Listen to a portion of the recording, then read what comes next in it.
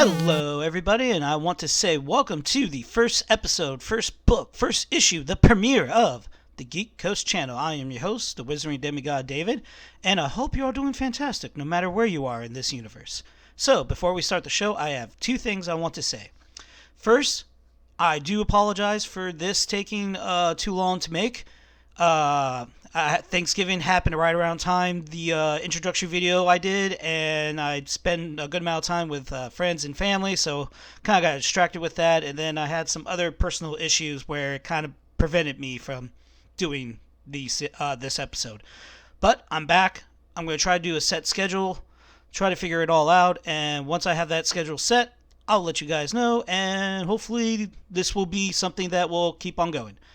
Secondly, I would like to thank everybody for all their positive feedbacks, constructive criticisms, even their thoughts and how to improve the show so much after the introductory video. You guys are truly amazing. You are awesome. You are definitely blessings from the gods.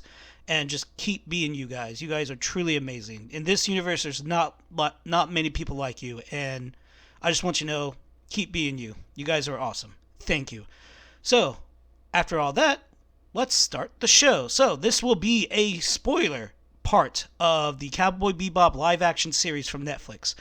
And the reason it is because I saw some recent news that is going to affect this episode. So, I'm going to try next time around do a part A spoiler-free, then a part B spoiler part. But this is basically your only warning.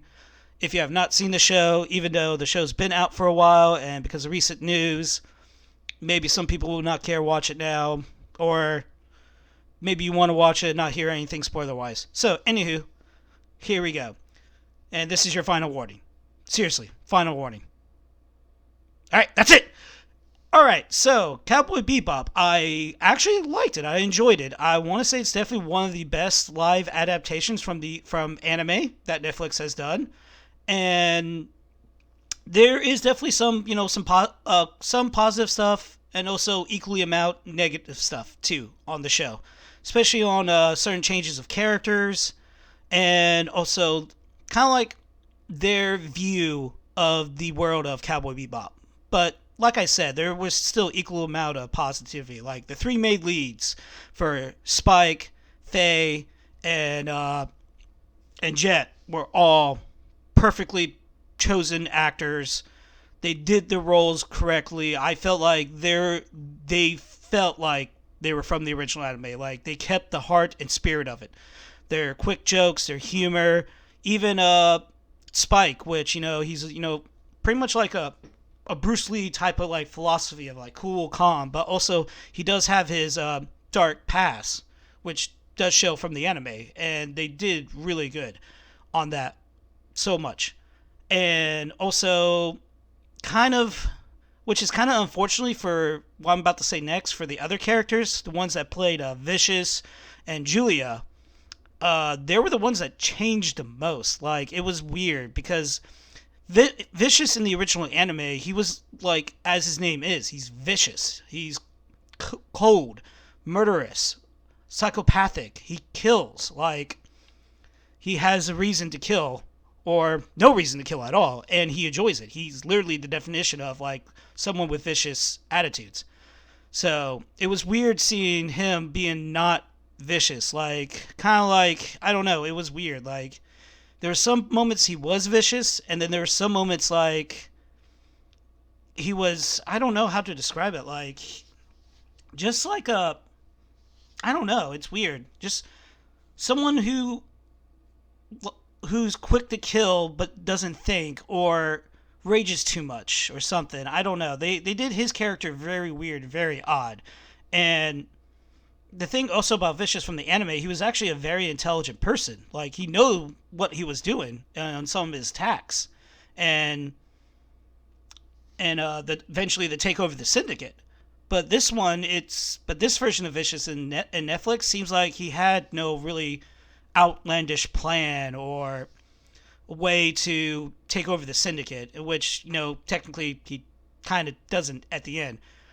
Julia is, holy gods, totally different from the anime. Probably the only character from the entire live action that seems totally different, because we only seen Julia only a couple times in the anime and not really got a good definition of a character. But the only times we really saw her or know her is which, after all that stuff happened with Spike and Vicious in the past, and kind of like just seeing someone that wants to go back to Spike but knows that if she does, she'll be hunted and be killed.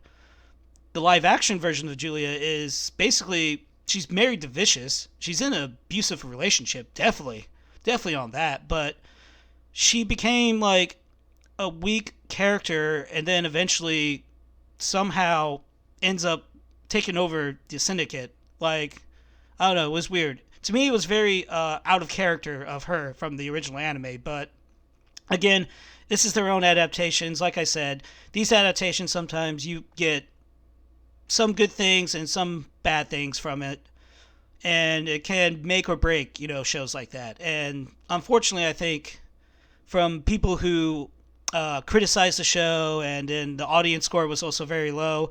Unfortunately, we only get one season of this live action adaptation, which I think it's kind of a disappointment. I think Netflix should have held firm and be like, hey, let's do one more season to at least finish the story off, because the original anime was only one season, 25 episodes, and it ended perfectly. And I feel like they can do that with the live action series, but unfortunately, we're not going to get that, because Netflix usually look at things and be like, well, what's the critic score? What's the audience score?